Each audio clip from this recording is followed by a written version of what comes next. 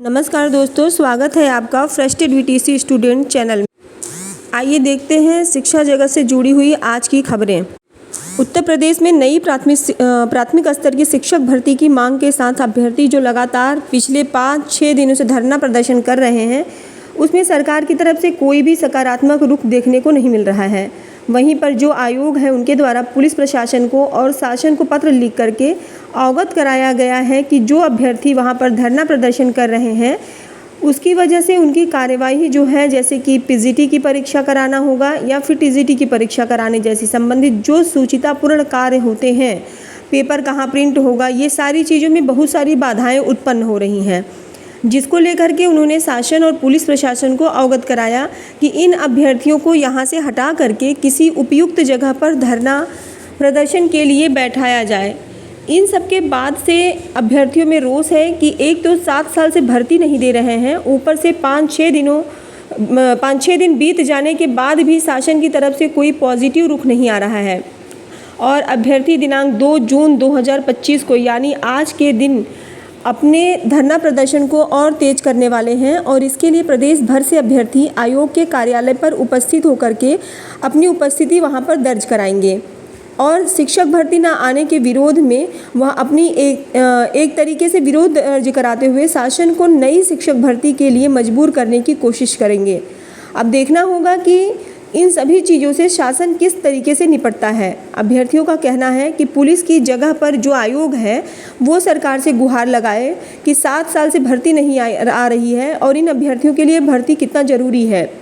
अब सरकार के ही अंदर से शिक्षक भर्ती को लेकर के अगर आप देखें तो कुछ जनप्रतिनिधियों के द्वारा बयान दिया जाना शुरू किया जा चुका है, बावजूद इसके अभी कोई खास पॉजिटिव रिस्पांस सरकार की तरफ से देखने को नहीं मिला है, क्योंकि इस तरीके से धरना प्रदर्शन पिछले 5-6 सालों से लगातार अभ्यर्थी कर रहे हैं और वहाँ पर बोल दिया जाता है कि हम शिक्षक भर्ती करने जा रहे हैं, या फिर एक तरीके की चीज़ें और भी हैं, ज़मीनी धरातल पर देखने को कुछ नहीं मिलता है। तो अभ्यर्थी भी इस तरीके की चीज़ों पर विश्वास करना बंद कर चुके हैं और लिखित आश्वासन के आधार पर ही वह धरना प्रदर्शन खत्म करेंगे और जब तक कोई लिखित आदेश नहीं जारी हो जाता तब तक वह अपनी मांगों को लेकर के अडिग रहेंगे।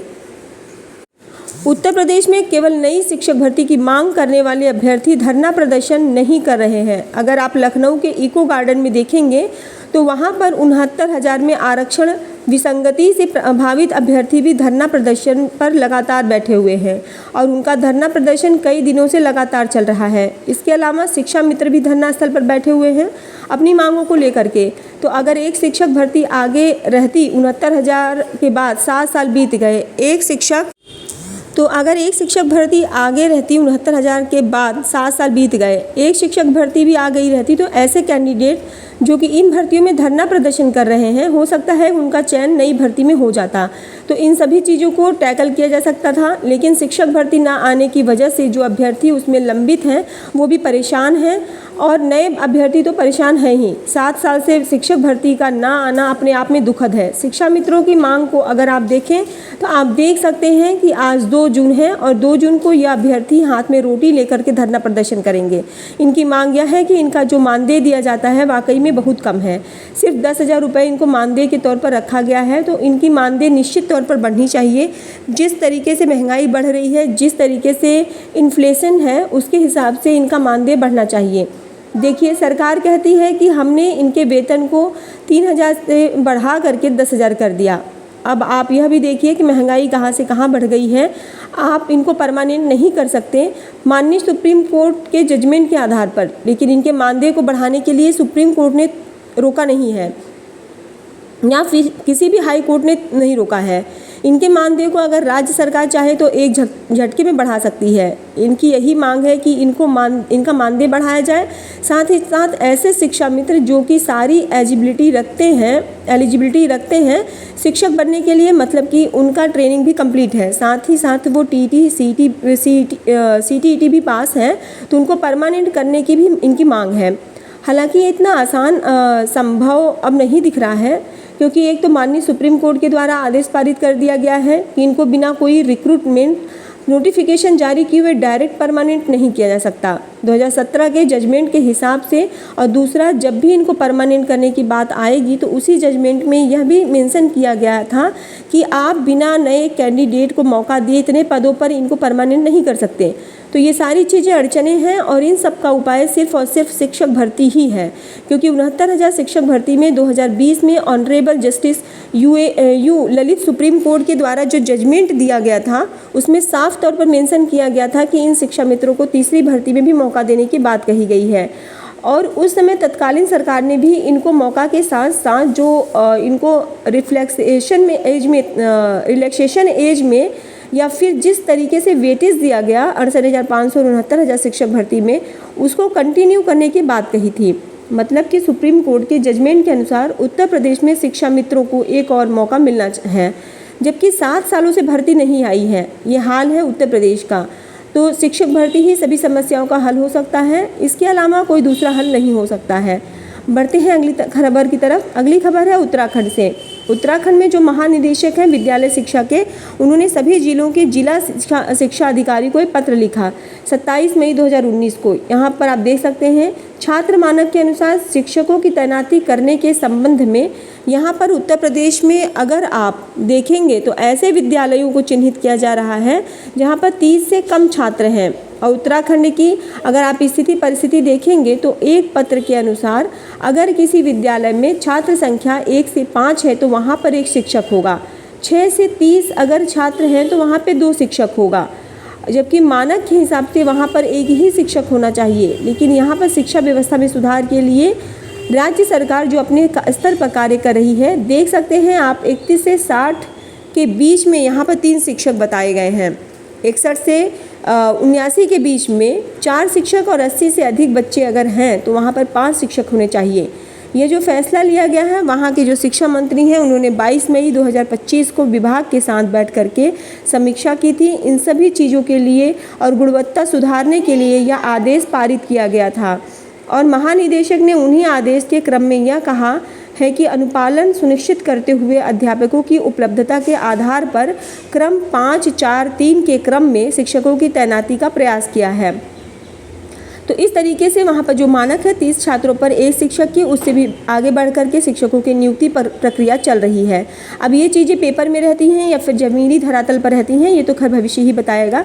लेकिन एटलीस्ट वहाँ पर प्रयास जो किया जा रहा है, केंद्र सरकार की जो योजना है कि ऐसे विद्यालयों को चिन्हित करना जहाँ पर 50 से कम रजिस्ट्रेशन है बच्चों की, उनको दूसरे विद्यालय में मर्ज करने की जो योजना है, या फिर उत्तर प्रदेश में जो पहले 30 छात्रों से कम रजिस्ट्रेशन थे जिस पर प्राथमिक विद्यालय में उनको चिन्हित करके दूसरे विद्यालय में मर्ज करने की जो योजना थी, वो सीधे तौर पर राइट टू एजुकेशन एक्ट 2009, जिसे कि आप मुफ्त एवं अनिवार्य शिक्षा 2009 के अधिनियम के तहत जानते हैं, उसका सीधे तौर पर उल्लंघन है। क्योंकि अगर एक विद्यालय दूसरे विद्यालय में मर्ज हो रहा है तो आरटी एक्ट ये कहता है कि प्राइमरी विद्यालय में जो गैप होगा वो 1 किलोमीटर से अधिक नहीं होना चाहिए। वहीं पर उच्च प्राथमिक विद्यालयों में यह गैप 2 से 3 किलोमीटर से ज़्यादा नहीं होना चाहिए। अब आप सोचिए कि जैसे जो प्रक्रिया चले उत्तर प्रदेश में कि अगर एक ग्राम पंचायत में अगर 2-3 विद्यालय हैं, एक ग्राम पंचायत कहने का मतलब है कि वहाँ पर लगभग 4-5 गांव होते हैं। उस ग्राम पंचायत में तो उन सभी विद्यालयों को मर्ज करके एक ग्राम पंचायत लेवल पर एक विद्यालय की बात कही जा रही है। अब मान लीजिए कि एक गांव से दूसरे गांव के बीच की दूरी अगर 3 किलोमीटर या 4 किलोमीटर है तो ये सीधे तौर पर आरटी एक्ट का उल्लंघन है। क्योंकि आरटी एक्ट ये कहता है कि आपका स्कूल 1 किलोमीटर के गैप में दूसरा प्राथमिक विद्यालय होना चाहिए। और इस तरीके से शहरों में भी अगर ये चीज़ें सारी चीज़ें की जा रही हैं तो ये सीधे तौर पर उस एक्ट का उल्लंघन है। बावजूद इसके ये सारी प्रक्रिया चल रही है। चलिए बढ़ते हैं अगली खबर की तरफ। जैसा कि आपको बताया गया है, ज्ञात होगा कि बिहार में चौथे फेज की शिक्षक भर्ती का विज्ञापन कभी भी जारी हो सकता है। उसके लिए लगातार राज्य सरकार और वहां का शिक्षा विभाग कार्य कर रहा है। उसी के क्रम में अभ्यर्थी लगातार मांग कर रहे हैं। हालांकि TRE 1 के बाद से ही उनकी मांग है कि डोमिसाइल नीति लागू की जाए। अब यहाँ पर डोमिसाइल नीति TRE 4 में लागू करने के लिए वहाँ के अभ्यर्थी 5 जून को महाआंदोलन करने जा रहे हैं। इसके संबंध में आप अपने स्क्रीन पर आर्टिकल देख पा रहे होंगे, जहाँ पर कि राज्य सरकार अगर चाहे तो थोड़ा सा डोमिसाइल को ले करके वहाँ के अभ्यर्थियों के फेवर में फैसला ले सकती है। जैसे कि अगर आप किसी भी राज्य की भर्ती देखेंगे तो आप